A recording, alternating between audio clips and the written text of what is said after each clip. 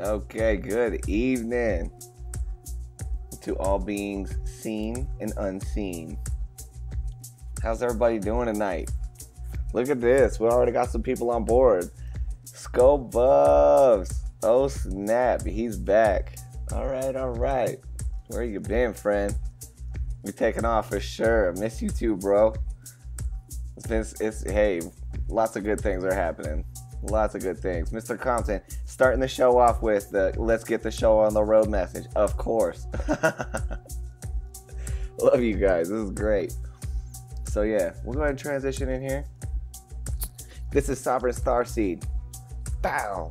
We're accelerating Earth's awakening process every night, 5 o'clock Universal Time, by streaming the sponsored, unsponsored Sovereign News for everybody to get, so that we can wake up and we can definitely make sure that we're getting some good things happening here on planet Earth.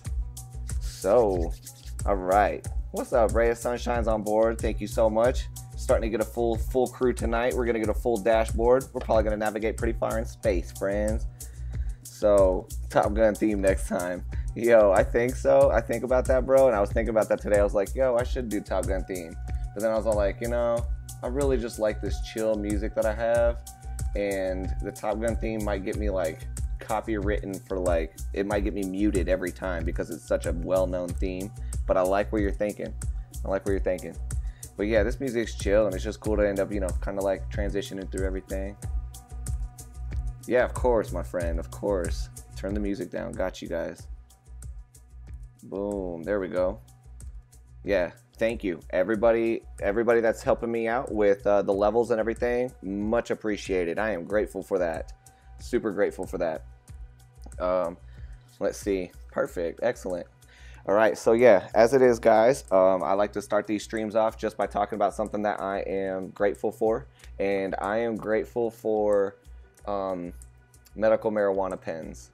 This is something that I wanted to say earlier, but I have now been able to get this tiny little setup that is like, it fits in a joint tube. It fits in a tiny little tube, and it's the whole pen, the battery, and the USB charger. And I could just like charge everything right there, and it fits in my pocket. And I am just very grateful for that. I'm also very grateful for the fact that, we've pushed so far in the cannabis industry that I can get such potent cartridges for that I can really help the pain in my sciatic nerve, and just by not even needing as much cannabis, because it's so concentrated. So I'm super grateful for the cannabis industry. I'm super grateful to be living in Colorado, and the fact that I don't have to go and take pills that bloody up my intestines in order for me to experience not being in pain. And so I'm just very grateful for that. Like to always start something off with that. 1.5 billion in sales in Colorado in 2017. Let's go. I know, right? Yep. I hope you guys are holding pot coin and THC coin, because yeah, there's definitely gonna be some beautiful things happening from there. So, and it's just the beginning, baby. I love it. So yes, let's go ahead and transition in here, bringing up the news. Let's see what we got tonight. All right, so first of all, today CoinDesk.com puts out this article that says Comcast VC arm embarks on aggressive blockchain investing plan. Comcast Ventures isn't just investing in blockchain startups, it's investing in blockchain startups that invest in blockchain startups with some very specific goals in mind. I remember talking to you about Tether before and all the scandal, bro. You called that months in advance, right? It's like, you know what? And it's not even rocket science. Skull Buffs is saying for anybody. So let me also go ahead and say this before I get into this this article here. We're starting to switch things up too, from the title to the format to the way it goes down. We're keeping things fluid on the channel. So right now I'm going to be calling a lot of things out, like in chat, like like what we're saying and things like that, just for the purpose that this stream is live every night for those people that need to get this info and want to talk about it right here, right now, get it off of our chest, have a good place to have no shame to explore our thoughts. But after this, I end up taking this format and I'm going to make it into an MP3, and then I'm going to upload it to dsound.audio, and that's decentralized SoundCloud. So it's the benefits there is that I've made the decision, or I actually made the choice, to go to decentralized internet for as much as I possibly can. And these podcasts are now, or these streams are being converted into podcasts, and then they're being uploaded to the decentralized internet every night, preserved on the blockchain forever. So that way you guys can listen to this, you can come back and you can reference this, and I don't have to worry about being censored. So that's something that is cool, and that does allow me the freedom to end up doing some things like Top Gun and, you know, whatever else I want, because we should be able to live without limitations. You know what I'm saying? So yes, this is great, you know, and I'm super glad that you guys are able to end up seeing this, and I am grateful that, you know, we're able to get this format out there. So if you haven't been already on Steemit, get on Steemit, create an account, and follow me on Steemit, because that's pretty much where my blog is being put up every day. That's where all of this stuff is being archived, and that's what I'm prioritizing highest right now, just for where I'm placing my content. So for you guys that want to get that, and for you guys that want to end up staying tuned into that, make sure you're following me on Steemit right now, because that's pretty much the #1 area that I'm uploading to. That's what I care about more. So other than that, we're also going to get an email list built, a newsletter going out too, so that way if you guys aren't able to end up catching the podcast, you're not able to catch the streams, you'll be able to end up getting the newsletters as well. So boom, we got a lot of good stuff coming up. So yeah, other than that, just wanted to let you guys know that's kind of why I'm going to be changing up the format a slight bit and just calling a lot of things out. I still want us all to be participating in chat a lot. I love it so much when you guys are participating, asking questions, talking about what's on your mind, how you feel about regulations, cryptocurrencies, sovereignty, what the governments are doing, what you're doing, all of this type of stuff, what our brothers and sisters are doing. So anyways, that's just kind of like the updates there for anybody that hasn't been on here for a minute. And yo, shout out to Scobus for coming back, man, because, you know, loyalty means a lot nowadays, and I just really appreciate that. So anyways, next what we're doing is we're going into the article. Let's get back into it. So Comcast is just trying to, the firm last month has joined with IBM and Bold Start Ventures in backing accelerator M-State, which invests in startups building enterprise blockchain solutions. Dude, I was traveling and Scobuff says, dude, I was traveling and caught up in school. I want to be here. No worries. Absolutely, brother. No worries. Right back to you, my friend. I know that positive intentions are always out there, man, and everybody's good. And like, you know what? I'm happy that you got stuff doing, man. I'm happy that you're traveling. I'm happy that you're caught up in school. I'm happy that you got good things going on, man. So no worries. Right back. No worries. Dude, I'm just grateful, man, to be alive and to be able to have these types of connections, because look at what streaming has afforded us now. This type of relationship, this type of gift, you know, and this started when the net was neutral, and it's continuing now into a very unneutral space, but we're not doing it with any fear. We don't have any fear towards this. So I think it's great. And with this going to continue to evolve, you know, it's going to keep on going, and it's going to go further out into the decentralized web as that starts to mature more. So, all right. Yeah, back to the article. Comcast Ventures revealed to CoinDesk a recent strategic investment in blockchain Ventures, a fund that invests in enterprises that have built technology using existing centralized protocols, but that might be in for a decentralized upgrade sometime soon. The strategy of helping sow as many blockchain seeds as possible by investing in investors is designed to not only generate returns, but to help the venture capital firm's $184 billion parent company accelerate the rate at which it learns about the technology more generally. Okay, that's a lot of stuff. What are you saying? What this is basically talking about is that Comcast is pretty much trying to put a whole bunch of money into a company that, or several companies that put their money into a whole bunch of other blockchain companies. And that tells you what Comcast is doing. So let's also just go ahead and go through this, and then I'll call out a couple things. So it says, who is this guy? Gil Beta, the appointed managing director, has assembled a team of 5 of Comcast's most senior investors, all of who are now tasked with planning what he calls an aggressive investment strategy aimed at determining how the company can benefit from the technology. So it's just basically, hey guys, let's get greedy. How can we benefit? We call ourselves the blockchain crew, says Beta, who previously founded Real Media, which was acquired in 2007 for $650 million. The following year, he co-founded seed investing firm Decentral in partnership with Comcast. So this guy's definitely set up. So he says, quote, I can write the $1 million checks through Decentral and the $2 million to $20 million checks for multi-stages through Comcast Ventures. So this guy's set up. He has lots of money, and he's basically set up a blockchain crew, super original. And you'd think that all that money you could end up spending on something that would be a little bit more creative. But anyways, Comcast Ventures really has a front row seat with a multi-$100 billion company. Beta says, we see all the change and the interest that is going on internally. We see where the rubber meets the road. So, all right, let's talk about this. So basically, as we've been able to as we've been able to track within the last few months on my streams, those people that have been watching, you guys can see that like in 2017, Comcast had done some very interesting things. They had basically lobbied a whole bunch towards a JIT pie at the FCC, and they've basically pushed a whole bunch of money towards saying, hey, look, we need to prioritize the internet, so we need you guys to roll back all that hard work that our country paid for during the Obama administration. We need you to trash all of that and then just kind of like roll it back because we don't have enough money.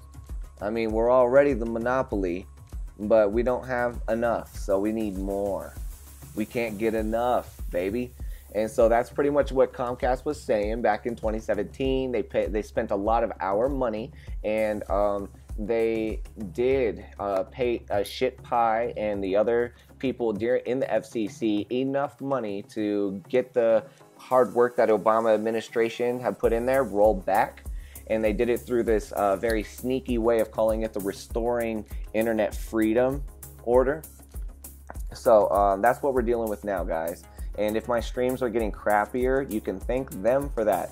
And but that's not the end of it. So the other thing is that Comcast last year, they also ended up saying that they were going to be giving people, they were caught actually because they were trying to upsell people on a product that didn't really exist and didn't really matter to people, and they were trying to lump people in with these huge packages and saying that's the only way you can end up getting discounted internet is if you get phone as well.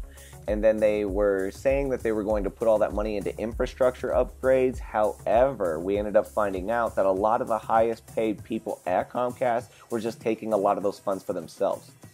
We also ended up seeing near the end of the year that Comcast was trying to say that they were wanting to do good things with the internet prioritization by repealing all of Obama's work for making the internet neutral. But instead, a couple days before Christmas, they actually made a whole bunch of their workers sign non-disclosure agreements, and they laid them off permanently, giving them severance packages right before Christmas.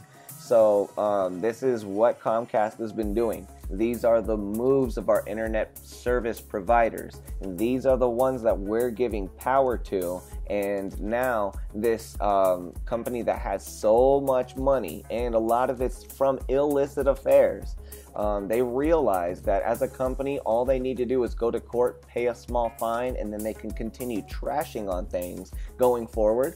And this is pretty much what we have been seeing as Comcast moves. And I just want you guys to end up seeing this as well so that you can know that, okay, now that they've been doing all of this and they have a whole bunch of money, they're taking a bunch of that money and they're putting it into a blockchain crew with a very rich person named Beta. And, you know, no pun there. But this Beta guy and Comcast are now going to try to figure out how they can get as much money as they can out of a blockchain. They're just trying to do it for their own benefit.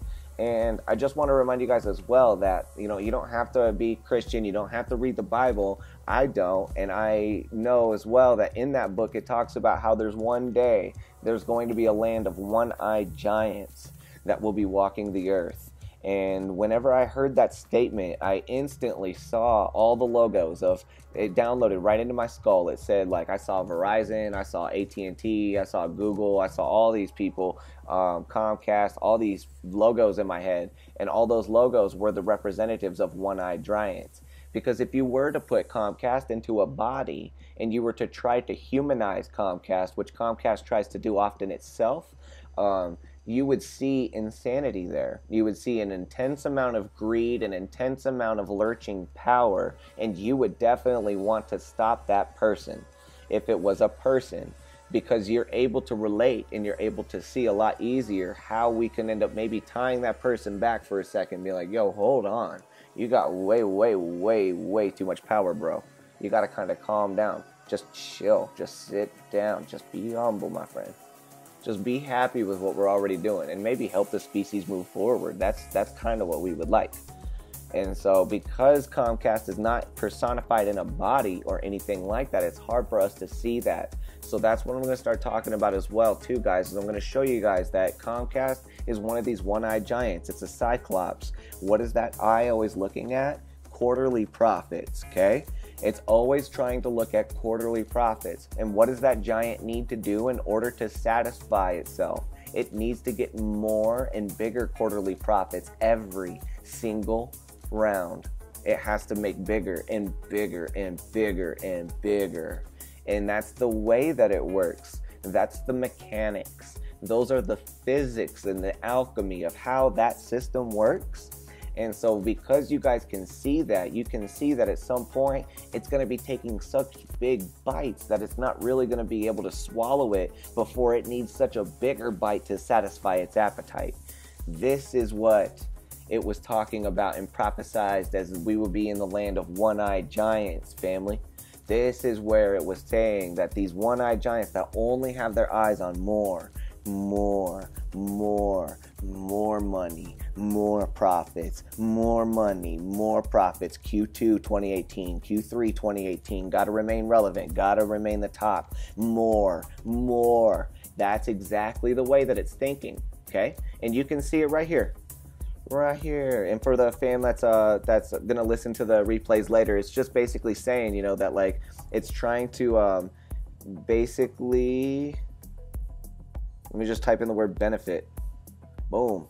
It just says it's tasked with, it says he has 5 of Comcast senior investors are now tasked with planning what he calls an aggressive investment strategy at determining how the company can benefit from the technology.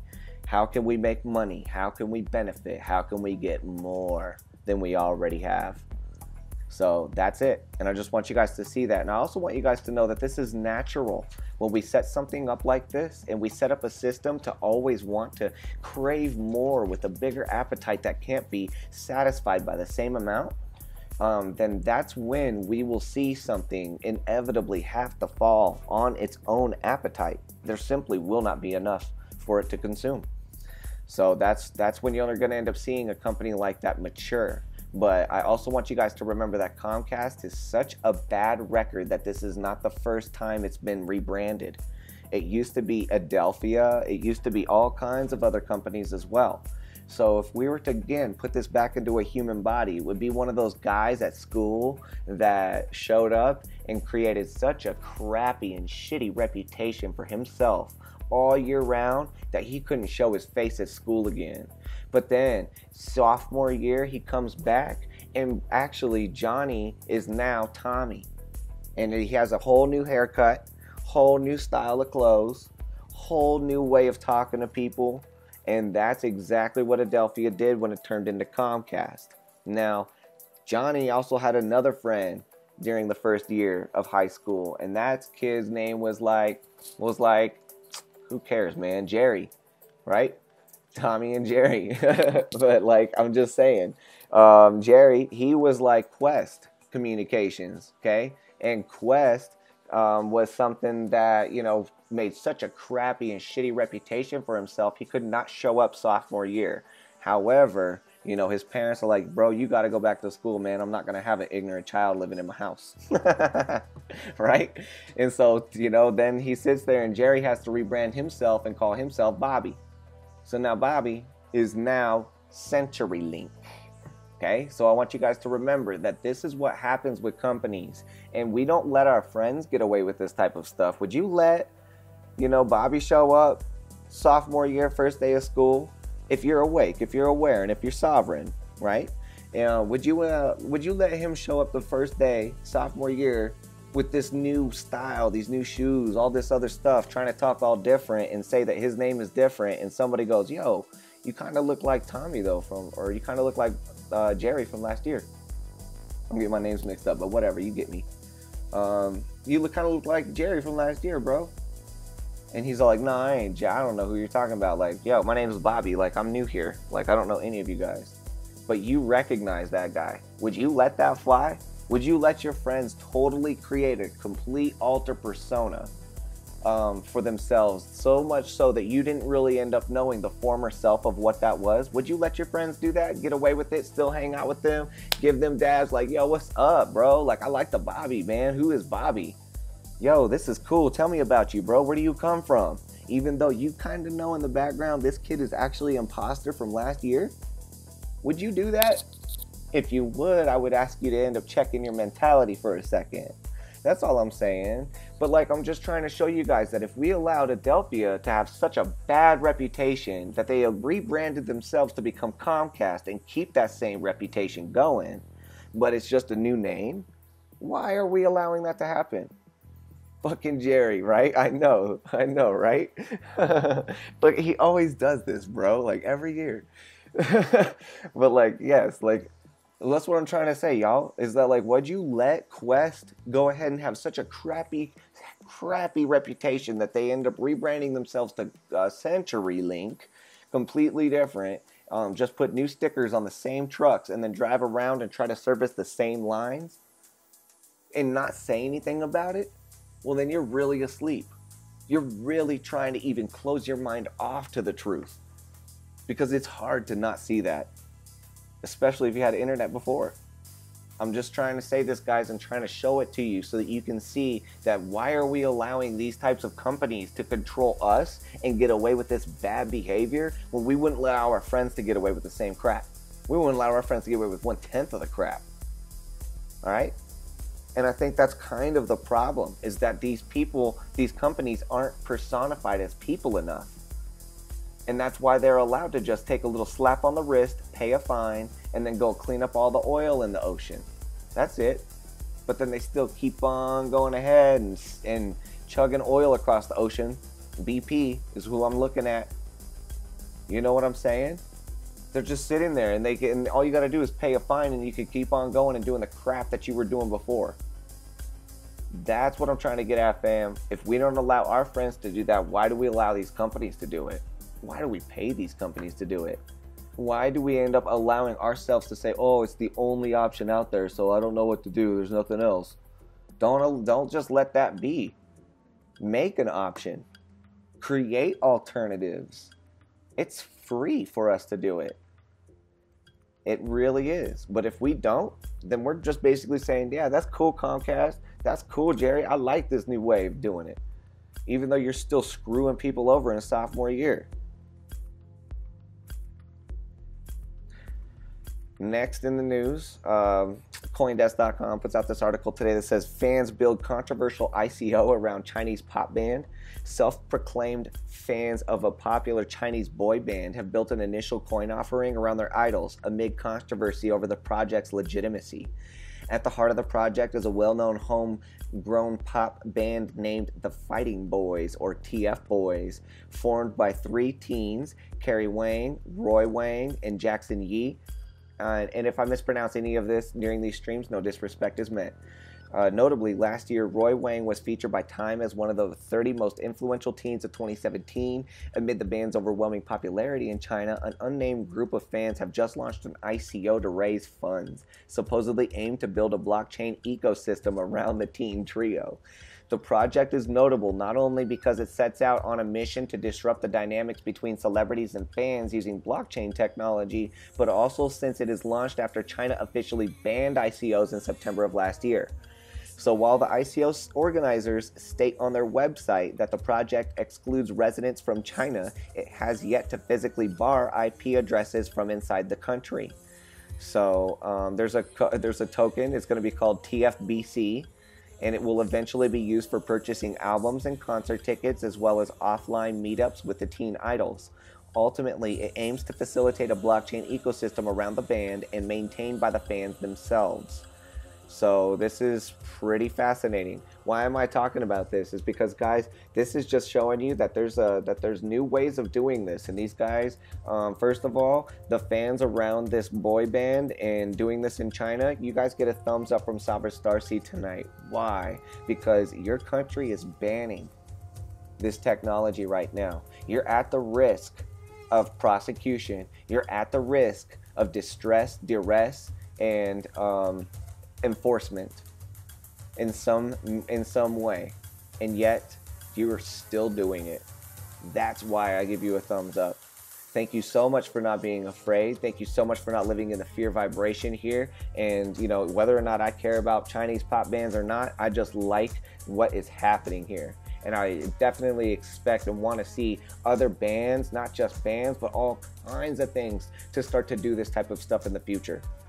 From like nature preserves to stadiums to parking lots to all kinds of stuff, we could be doing these types of things. Imagine if you ended up having some certain token that was like a Colorado token that allowed you discounts at all of these parking lots for concerts for the next 10 years because you believed in a project when nobody else would.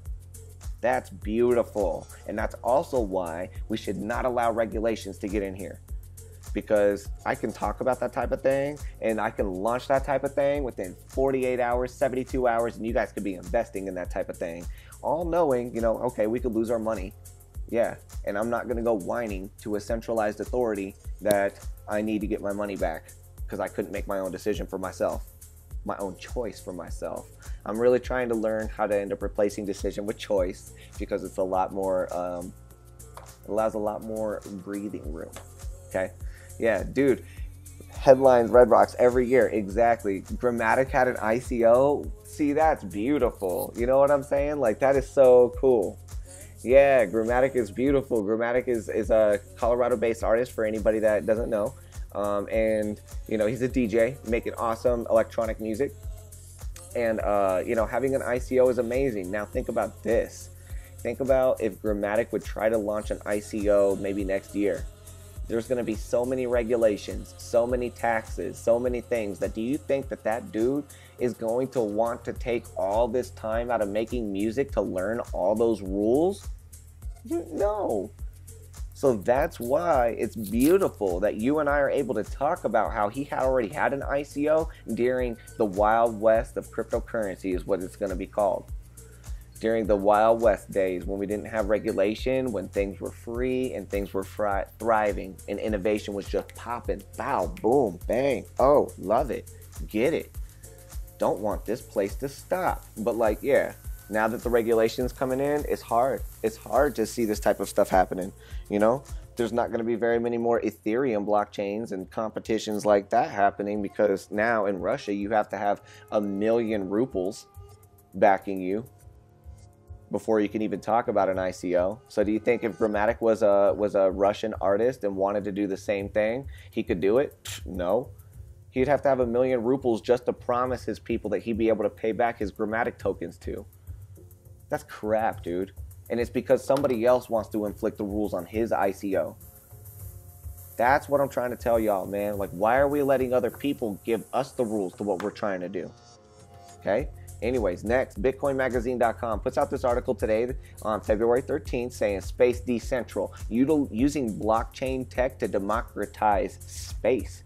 Renowned scientist Stephen Hawking recently called for a concerted effort to launch humans into space, saying, quote, "To leave Earth demands a concerted global approach. Everyone should join in. We need to rekindle the excitement of the early days of space travel in the 60s. While NASA, that makes my hippie heart just sing. While NASA and Tesla are already well established. Stephen Hawking, for real though. Like I just got to think about that for a second. Like that's really cool. I just really appreciate that from Stephen Hawking. So anyways, while NASA and Tesla are already well established in the game, Space Decentral, founded by International Space Cooperative, is staking its claim in outer space, and that's all in it. And all that's in it. Using the latest blockchain technology to launch a social network, they're on a mission to democratize space by crowdsourcing information and crowdfunding citizen-powered space travel. As interest in space travel grows worldwide, an international group of scientists, engineers, architects, futurists, artists, and software developers, including former and current NASA employees, is working collaboratively to share the latest scientific research and help crowdfund projects that lack government funding. According to Space Decentral advisor Dr. Paolo Tasca, executive director of the Center for Blockchain Technologies at University College London, UCL, says, it's a global space research lab where individuals and organizations can contribute knowledge and pool intellectual property in an open manner and where revenue can be fairly shared among contributors. This is a massive project that will require the presence of hundreds of scientists, engineers, and innovators, he adds. Space Decentral hopes to leverage some of the current development work underway in the Ethereum community to produce an open source toolbox to collaboratively design space missions. He says, we may not complete the effort in our lifetime, but we have an obligation to humanity to begin. So space technology and Earth technology go hand in hand. We need to utilize systems thinking to solve problems in parallel, and that's beautiful. So faster than light, a utility coin. They're going to end up having a DApp, a decentralized application. It's going to evolve into a DAO, which is a decentralized autonomous organization, and that's beautiful. And so what they also say is, quote, we plan on creating milestone-based smart contracts such that there will be separate tranches of funding that are activated once different aspects of the technical roadmap or community development is accomplished. These full details are still being worked out and will be described more in the full white paper. So this is beautiful, guys. Like, I love seeing this type of innovation and forward thinking coming ahead because, yes, we are at the cusp. As soon as these governments can fall back, as soon as these decentralized systems can fall back, mark my words as well, that like we're going to start having new eras of music, new eras of art, and new eras of space exploration, space outside of the atmosphere and space deep inside the atmosphere, because there's a lot of prophecy as well that talks about how we're going to be exploring inside the earth as well, and the more that we explore inside the earth, the further we're able to actually make it outside the earth. Is a beautiful, beautiful vision that I've read from a book that was pretty right on with a lot of the other things that it's saying so far. So, and I also want you guys to know as well, you know, we also talk about how all of this stuff is propaganda here. Everything that I come across, everything that we read is pushing an agenda. I'm even pushing an agenda. My agenda is to help you become sovereign. But every article that I have here, all the books that I talk about, the prophecies that I say them, but I also want you to know that I don't have deep belief in any of them. I always just carefully weigh and consider everything equally. And that's as far as I go, fam.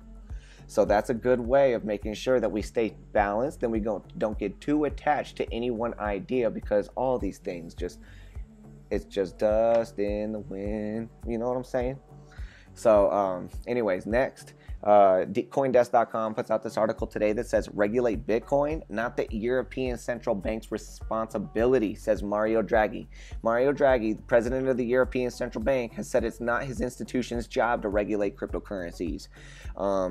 The former Italian central banker has said has seen many users on Twitter ask if the ECB would regulate or even ban Bitcoin. His response says it's not the ECB's responsibility to do that. So he indicated he would think carefully about buying Bitcoin, explaining that he does not see it as a currency. Hey. Now, I want everybody right now to remember, Mario Draghi, first of all, is not somebody. He is the head of the European Central Bank, president of the European Central Bank.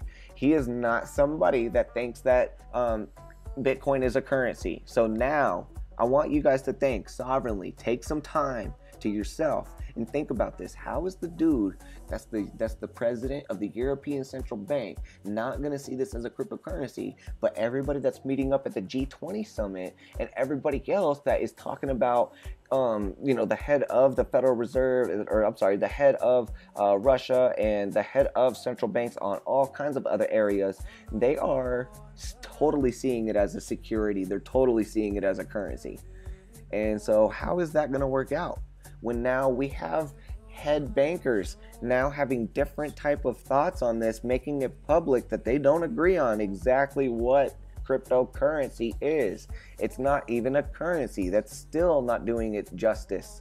You just got to say crypto, because words are important. And guess what? The head of the SEC is so sensitive about this, he's going to enforce upon you if you don't believe everything he says about his definition of it. So this is what I want to say. What is Jay Clayton going to do with Mario Draghi? You see what I'm saying, family? Jay Clayton is the head of the SEC, and he says you can call it whatever you want, but everything we've seen so far, all coins are securities, and they are all based on company performance. And anybody that wants to get into semantics gymnastics is in the crosshairs of my enforcement division. Dead quote. Not my words, his words. So I'm just trying to tell you guys that, okay, so now if Mario Draghi doesn't see it as a currency, then oh my gosh, I wonder what happens. I want to see it live. I would love to see Jay Clayton and Mario Draghi meet live and talk about what is crypto. And then, oh my God, that's going to be beautiful, because that's where we're going to see two rulers of the world that have two different opinions. And we could see that happen live if we want it as a species. And so that's what I'm just showing you guys, is that Jay Clayton would be like, no, it's a security. Mario Draghi would be like, well, I mean, yeah, you might be able to see it as a security, but I'm not going to see it as a currency. And then Jay Clayton's going to be like, hold on, no semantics gymnastics. Do you want to get in the crosshairs of my enforcement division, Mario? Are you sure? You see what I'm saying? You see how ridiculous this is, family? That's what I'm trying to show y'all, is how ridiculous all of it really is. Is that why are we allowing these other people to end up just saying all of this stuff? And guess what? As long as you guys listen, as long as you guys share this stuff, as long as you guys keep on educating yourselves, this is all it's going to remain as, is just a stupid argument between two people that thought they had control over a whole bunch of people. Anyways, next in the news, CoinDesk.com puts out this article today that says Arizona law would define when ICOs are securities. So this is going to make me sensitive. As you can tell, the number of blockchain bills before the Arizona state legislature is growing. Public records show. Arizona State Representative Jeff Weininger introduced two measures focused on the tech last week, including one that would begin laying down a regulatory framework for ICOs conducted in the state. So the first bill defines virtual coin as a digital representation of value that can be digitally traded and that functions as a medium of exchange, unit of account, and store of value. Okay, so this is a very, very broad definition where it is actually starting to cover everything.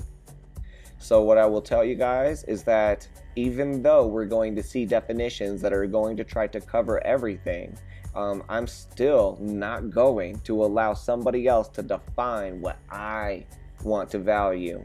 And I'm not going to let somebody else say that. And so what I will say is that it's super easy to say something like this, because this has now been such a broad statement that it's pretty much like saying money is anything that's inside the atmosphere from the third planet from the sun. Okay? And you guys are all going to end up agreeing on that. And you'd be like, yeah, bro, of course. Yeah, okay. That's easy to say. That's a low-hanging fruit. So what I'm trying to show y'all here is that what they're saying is virtual coin is just this very, very broad spectrum. They're pretty much saying virtual coin can be anything and everything. And you know what? It's not wrong, that definition there, but it is wrong to try to suffocate our species by making everybody in Arizona try to go against or try to fit themselves within this tiny little box. Now, why am I so sensitive about this, guys? Why is this so important, family? Because I want you guys to know that this is where it all begins. This is where the control starts, and this is where, if we're not awake and if we're not at 100% thinking capacity, aware, third eye open, heart open, make the channel, make the connection, okay? And when you see this, you will end up seeing that as soon as these people, the step one of trying to take over a people is to try to take over the way that they talk, is to try to take over the way that they communicate with each other. If you can stop the way that people communicate with each other, then you could communicate for those people. So what they're going to do here is they're going to try to figure out ways of coming up with broader and broader and broader definitions to try to capture all of the cryptos that are out there and all of the cryptos that are going to be coming out there. And the first person in the system that can do that is going to be promised quite a bit of green pieces of paper. And that's what those people in that system really value, okay? And from that, I want you guys to see that this is the beginning. So they're going to try to define what these things are for us, even though we have the power to define it ourselves. They're going to say, you have to let us do this for you because you have to let things be safe. And the only way that things can be safe, humans, is if you allow the controllers, us as regulators, to tell you what is and is not safe. Please believe us and please don't question us. And I really want you guys to end up seeing that when they start to define how these words are and then they make threats about how you're not allowed to define these words for yourself, this is where it's going to start. Next, it's going to build. So now that Arizona is going to be able to have these, whatever definition it starts to use, it may not be the one that we're reading here, but whatever definition it starts to use, Arizona is then going to build law number 2 on top of it, and then law number 3, and then law number 4. And everybody that's listening to this from Arizona, guess what? You're all expected to read every single law. You're all expected to take time out of your life now to follow the plans and the decisions of all of the lawmakers in Arizona and to know exactly when those laws are going to be put into place. You're also expected to just comply. You're also expected to pay into it to make these types of meetings happen. You're supposed to fund them with your tax dollars, and you also are supposed to keep quiet because you don't really get to say a lot about what's happening. They get to make a decision that you paid for, and they are going to enforce it upon you. So this is how it begins. This is a small little micro example of something that is much bigger, because as we know, within all esoteric knowledge, as above, so below. And so as in Arizona, so on the federal level. As on the federal level, so on the international level at the IMF. So I want you guys to see this from small to large, and we're going to start getting some diagrams out to help out a lot more with this, but this is why I'm very sensitive about the words, and I'm very sensitive about the definitions, even more so. And so because of that, I really want to ask our species, let's go ahead and start to define these coins as much as we can. Let's define cryptos as uniquely as we can. I would love to see as many definitions of crypto as there are wallets that are out there. I would love to see it. So if there's 1,000,000 billion wallets out there, I want there to be 1,000,000 billion definitions, okay? I want it all to be like that, because that's where we start to really blossom and we start to really show that we can take our own money into our own hands, take accountability for what we can do, and we can still function without the safety of supervision. We're adults now, so we can do it. We don't need the supervision of the SEC, the IMF, any of these centralized regulators that feel so desperately they need to supervise us for our own good. Okay, next, Cointelegraph.com puts out this article that says Thailand central bank asks all banks to avoid crypto, pending regulations. So Virathi Santiprabab, governor of the Central Bank of Thailand, has asked all banks in Thailand to stay away from cryptocurrency. According to Reuters, the central bank released a circular Monday that bans banks in Thailand from investing and trading in crypto, as well as participating in and creating exchanges and platforms for crypto trading. The circular applies specifically to banks, not to exchanges or other services, which are still allowed to operate freely in the country. So regulate, not ban. Thai Finance Minister Apisak Tantavorawong had stated on February 7th that the Thai government will not ban crypto trading, but will work on constructing a regulatory framework for digital currencies, the Bangkok Post reported. The Bank of Thailand circular can be seen as warning banks away from crypto until this regulatory framework can be implemented. So in September of 2017, Thailand's SEC Commission, so SEC Thailand, has also announced a willingness to support ICOs by implementing regulations that would protect investors against fraud. Yesterday, February 12th, SEC Secretary General Rapi Sucharitakul said the SEC does not have the ability to block crypto transactions as they are traded through online platforms, but will attempt to educate investors to protect them from ICO scams. So Thailand's Ministry of Finance had said on February 2nd that the Bank of Thailand and the SEC Thailand should warn customers about investing in crypto markets, but that blockchain technology could be useful for Thailand's financial sector. The Central Bank of Thailand previously held a meeting with Ethereum co-founder Vitalik Buterin in August about the future possibility of integrating Ethereum into the Thai financial sector to improve the efficiency of already existing infrastructure. Boom, let's talk about this. Okay, cool. So basically, as you guys are seeing, people are waking up. We're waking up, baby, and you can't stop it. So what's happening right here is that the central bank is trying to make a request. It's like, can we please have all banks not deal with this amazing technology that's putting us out of business? The only way for us to stay in business is for us to ban it and to ban our people from it. Yep, we got to choke them right at the pocketbook. We got to stop them all. And you know what? We're only going to allow them to happen after we make rules for them. So please, everybody, all the cool stuff that you're buying with all this stuff, we're going to have to ask you to please not do that until we can make rules for you on what to buy, when to buy, how to buy, where to buy, blah, blah, blah, blah, blah, blah, blah. So like, I'm just trying to show you guys that this is Thailand again. Thailand, y'all are getting a huge thumbs down from Sovereign Starseed today. And it's because you're suppressing your people. And the people in Thailand, anybody that's hearing this, my heart goes out to you. I feel sorry for you, and I know that you're gonna make it through this. So because of this, just don't even worry about it. Listen to the previous streams. And people in Thailand, you know what I gotta say? Keep your businesses going. Don't be afraid of this. Let this stuff just go ahead and just get swept under the magic rug, if I could say that. And all I would say is that don't even worry about it, because there are people, I did it earlier in this stream, there's a people right now in China that are creating a whole blockchain against the government's wishes.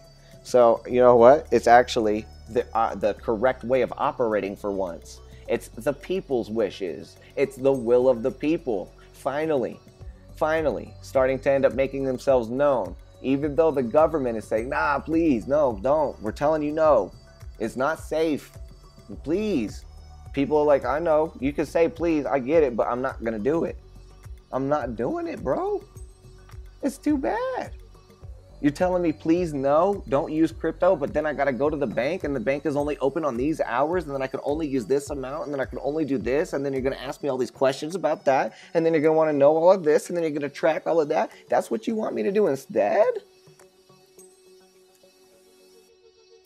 Just getting passionate, y'all, because like I just man, you know, this show isn't even about cryptocurrencies usually. It's now going to end up being just about sovereignty and about us waking up. But this is such a good platform for us to see it now, because cryptocurrencies are going to break through from all of this. And guess what? If anybody thinks that the Bitcoin or any cryptocurrencies blockchain was created by the government and that all of this stuff is like just a big old scam because it's created by the government, that is totally fine to think. But what it started was an idea. It started something in our species that got way bigger than if the government planned this. It got way bigger than the government could ever imagine. And because of that type of thing, that's where it's going. And that's why I do not have any problems on reporting this in the future, and even reporting that, yo, check this out, Satoshi Nakamoto may even be somebody from the NSA. You know, I don't even mind talking about that, because look at all these beautiful things that have happened now. People are getting education across the planet. People are now getting legal representation if they need it. They're freeing themselves. They're funding their families. They're funding their dreams. All of these types of things are happening. And that's where this was all. Isn't this what you guys all really want anyways? You know what I'm saying? So that's where I'm trying to get at with this. Next in the news, Microsoft to implement blockchain-based ID system. Article from Cointelegraph says, Microsoft revealed its plans to integrate a blockchain-based decentralized IDs, DIDs, into its Microsoft Authenticator app. The company announced in a blog post yesterday. As reported, so it says,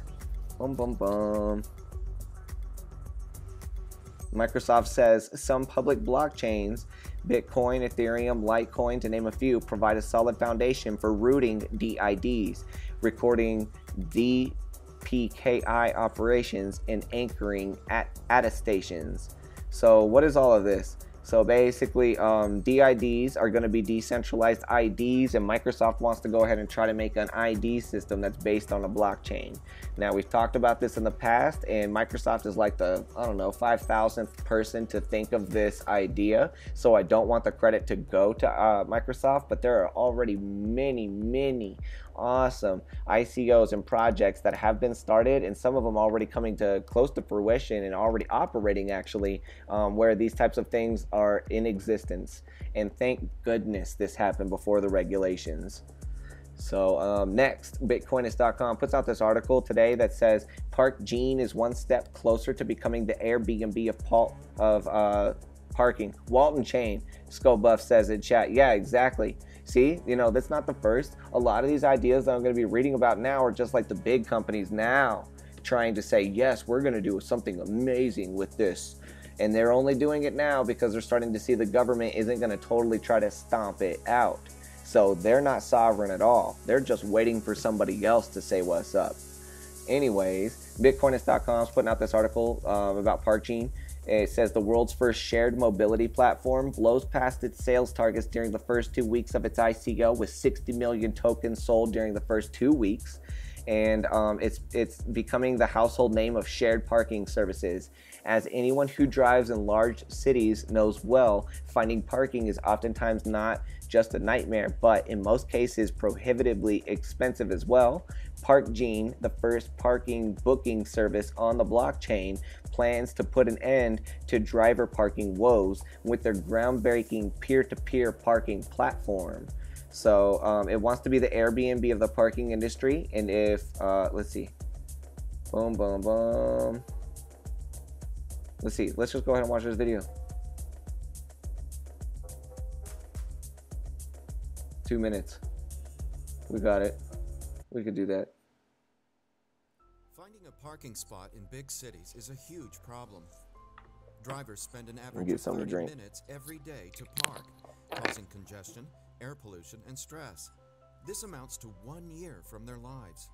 Traditional parking garages don't provide enough spots, and street parking is not easy to find.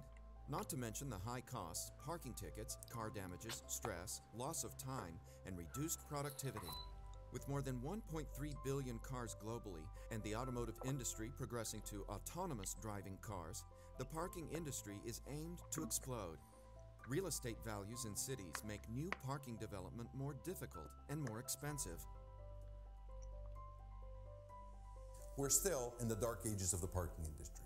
Parking creates an enormous strain on both drivers and cities every day. But technology can change that. Professional parking garages cannot expand easily, but fortunately, private parking spots create a viable alternative. When their owners leave their spots empty, drivers can quickly find affordable parking using the ParkGENE mobile app. It's just like Airbnb. Drivers can pay for parking using the GENE token in a peer-to-peer marketplace on blockchain. Using smart contracts, drivers can connect with parking owners in an easy, secure, and transparent way. Meet ParkGENE, the first decentralized ecosystem directly connecting parking owners and drivers. Owners list their parking spot, while customers book online and receive all the info, including remote control to access the parking spot. By using smart contracts on blockchain, peer-to-peer parking becomes easier, cheaper, and more secure, while payments are executed with the GENE token directly from the ParkGENE mobile wallet. The GENE token is planned to be the only means of exchange for handling parking payments, referrals, and rewards within the ParkGENE ecosystem. We're disrupting the $100 billion parking industry to provide drivers with a better experience and help cities become smarter and friendlier.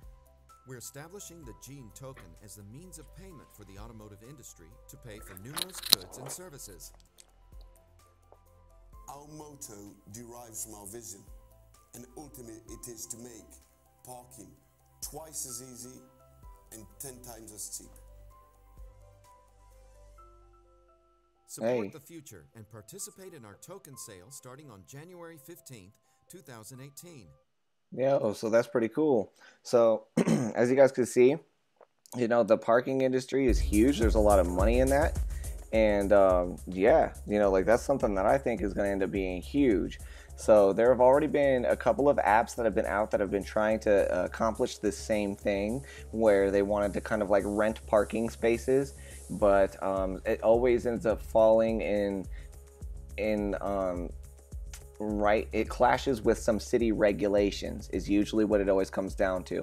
So again, our species could have already had this type of technology had we not had so many regulations in place.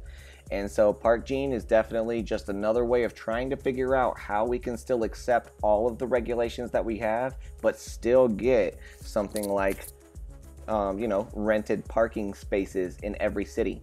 And by using a cryptocurrency and by having it not being regulated by any type of country, by any type of specific law body, that is what is going to make this move our species forward. So I'm super happy for that. ParkGENE gets a huge thumbs up from Sovereign Starseed, and can't wait to end up seeing exactly what happens with that. Next, Bitcoinist.com puts out this article that says Telegram users are hacked.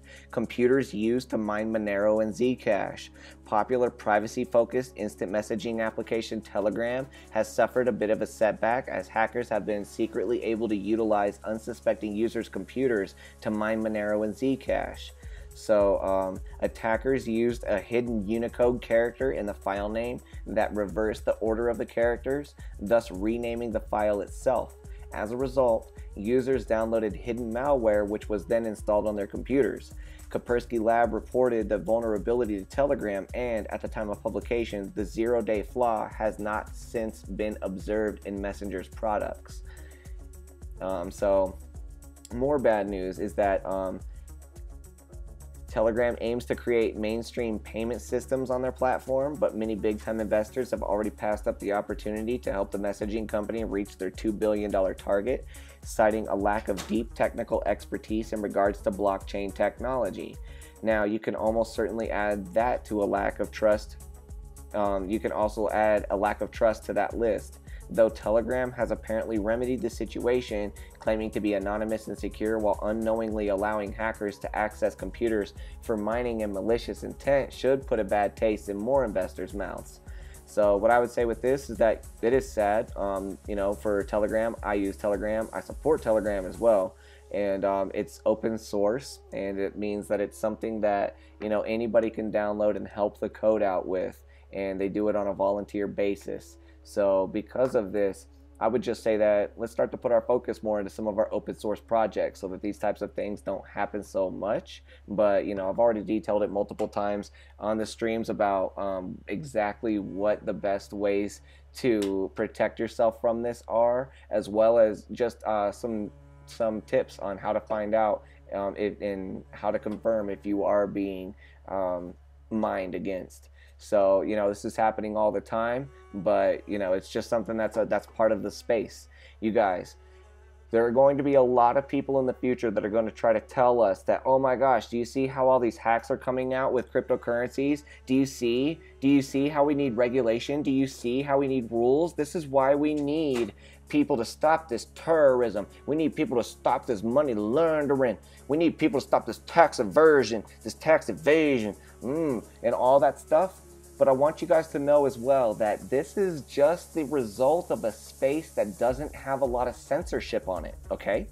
The same amount, if not more, happens with all of the money that you're currently using outside of the crypto world. If you're using some fiat-based money, guess what? There's a crap load of money laundering, a crap load of terrorism, if that's the truth, and a crap load of tax evasion going on with those, so much more than with cryptocurrency. It's just that in cryptocurrency, nobody's censoring all of that stuff from you.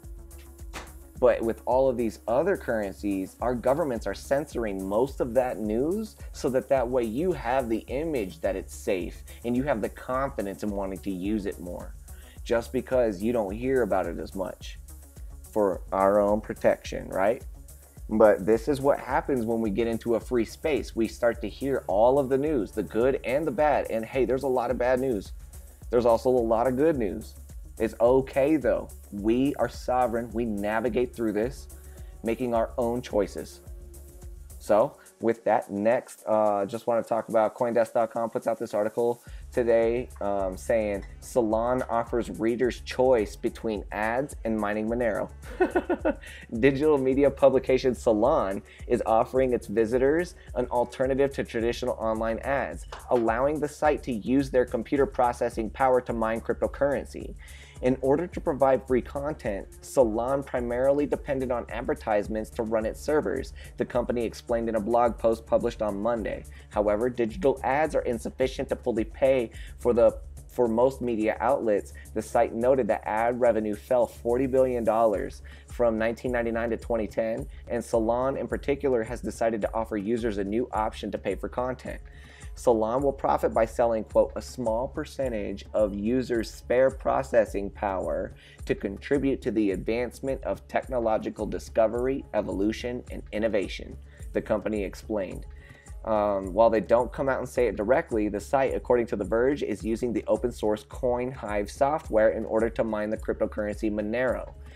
Quote, the demand for computing power across many different industries and applications is potentially very high. We intend to use a small percentage of your spare processing power to contribute to the advancement of technological discovery, evolution, and innovation.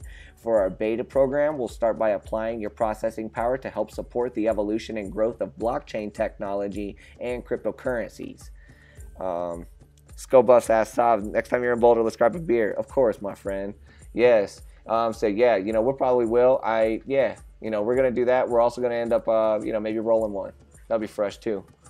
So, you know, cause it's Colorado and I'm, going to Acapulco, man. So we'll talk about that here in a second too. But,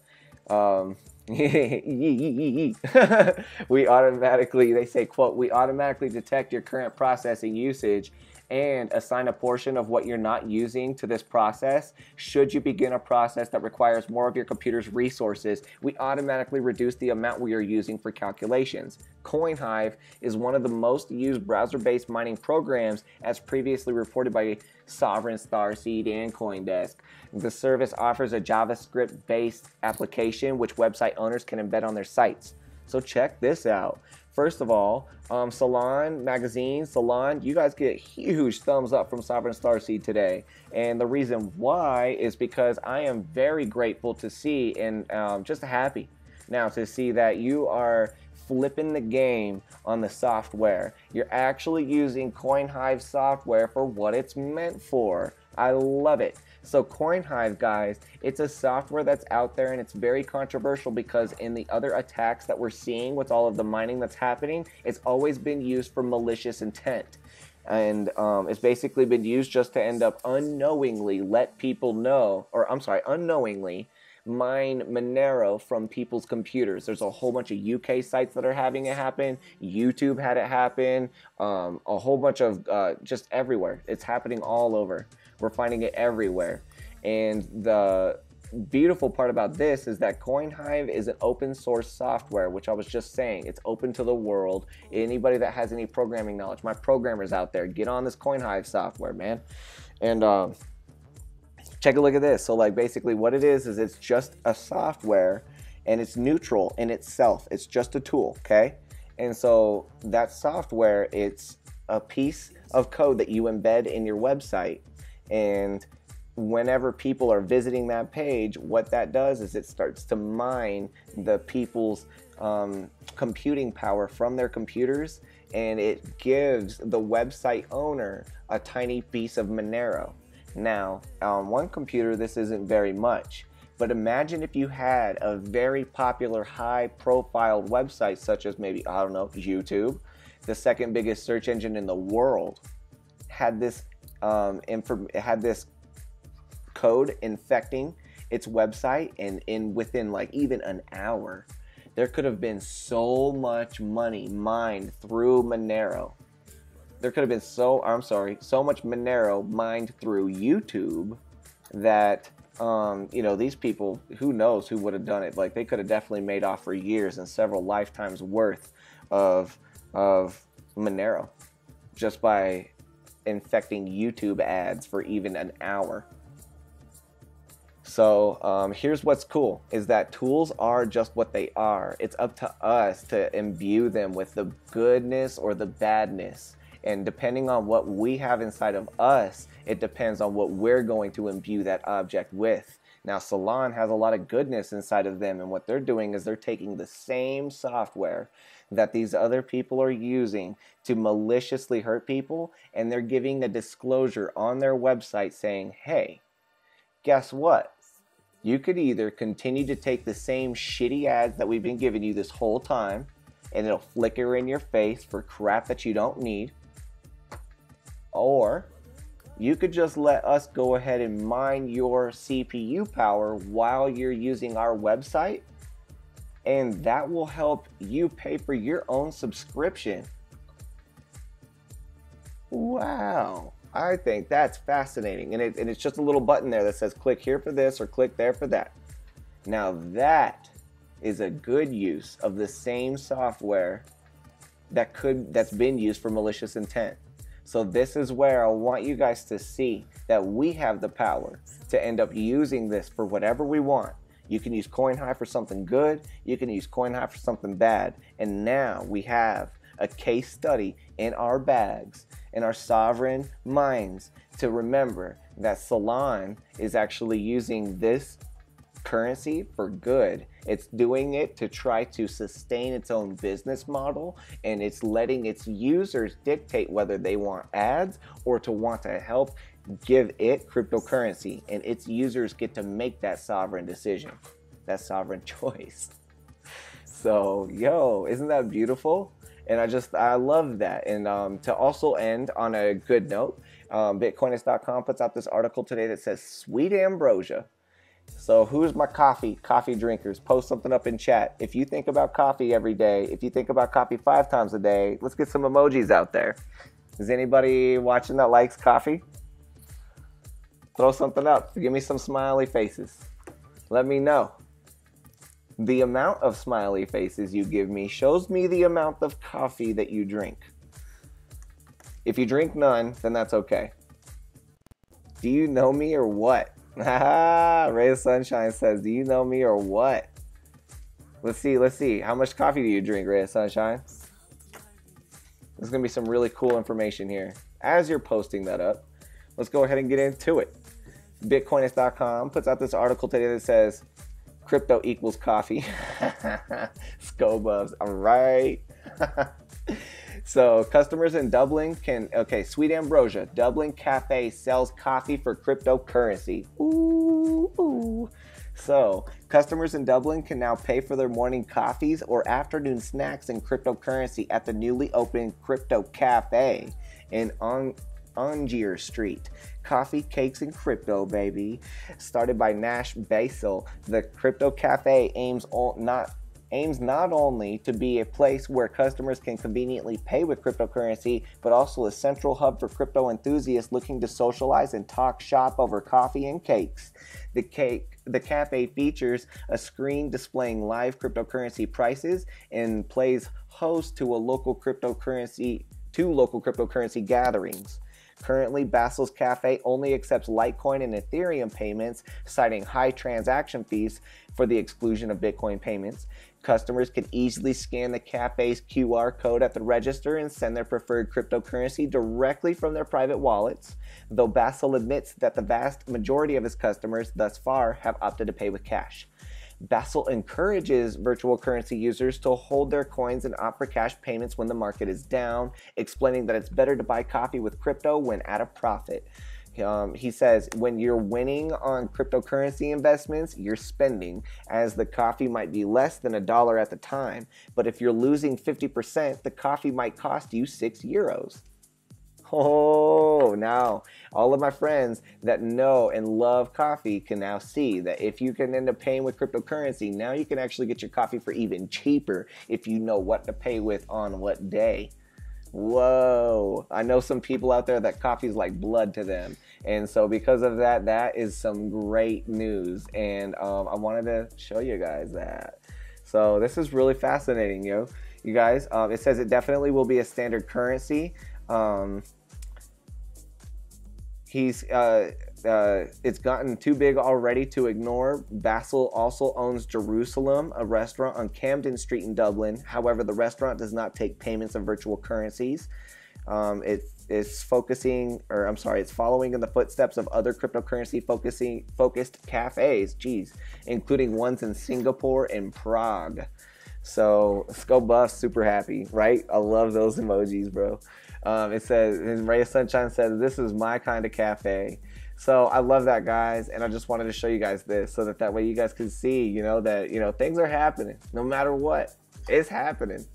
And with that, that's the end of the news. Thank you guys so much, all my regulars, for coming out tonight. Thank you for getting on the spaceship, always taking a look at the good news, always taking a look at what's happening.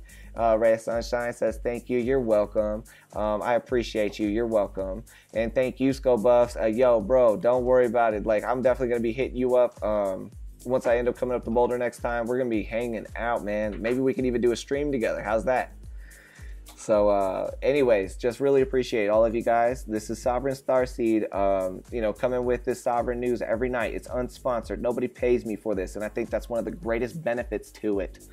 So yes, that's what's beautiful about this, being sovereign, being unsponsored, not being paid by somebody, because when people start to pay you, they start to dictate you, right, baby?